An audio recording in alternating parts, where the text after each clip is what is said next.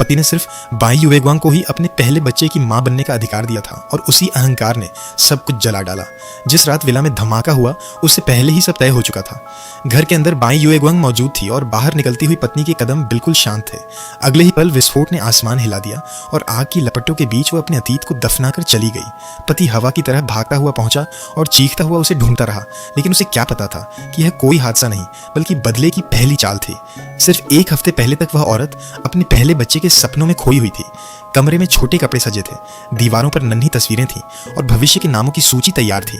तभी अचानक 3 औरतें दरवाजा तोड़कर अंदर घुस आईं और बिना चेतावनी उसके पेट पर वार करने लगी। नई लड़की ऊंची एड़ी पहनकर बेरहमी से हमला करती रही जब तक फर्श खून से लाल नहीं हो गया।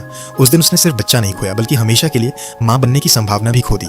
जब वह अस्पताल में जिंदगी से जूझ रही थी, उसका पति दूसरी औरत के लिए पुलिस में इंतजाम करने में लगा था। दोस्त ने उसे रोका और समझाया, लेकिन उसने खुद को बेबस बताकर सब छिपाने को कहा। औरत ने यह सब सुन लिया और उसी पल उसके अंदर कुछ टूट गया।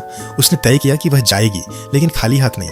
अस्पताल में पति ने दुखी चेहरा बनाकर माफी मांगी और जिंदगी भर साथ निभाने का वादा किया।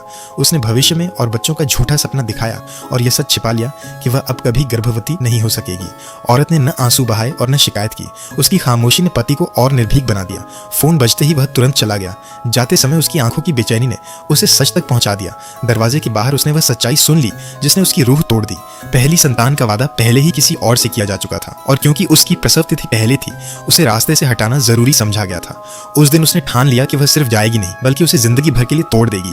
पति अस्पताल में दूसरी औरत की देखभाल में लगा रहा और नर्सों की नजर में आदर्श पति बना रहा। पत्नी के लिए बस दिखावटी चिंता, एलर्जी वाला खाना और हर कॉल पर उसे छोड़ जाना ही बचा था। आखिरकार उसने खुद डिस्चार्ज ले लिया। जब उसे यात्रा पर जाने की बात पता चली तो उसने मुस्कुराकर अनुमति दे दी। वही यात्रा योजना जो उसने अपने लिए बनाई थी अब दूसरी औरत के साथ पूरी हो रही थी। वह हर फोटो देखती, हर दिन गिनती और भीतर ही भीतर अपनी अगली चाल बुनती रही।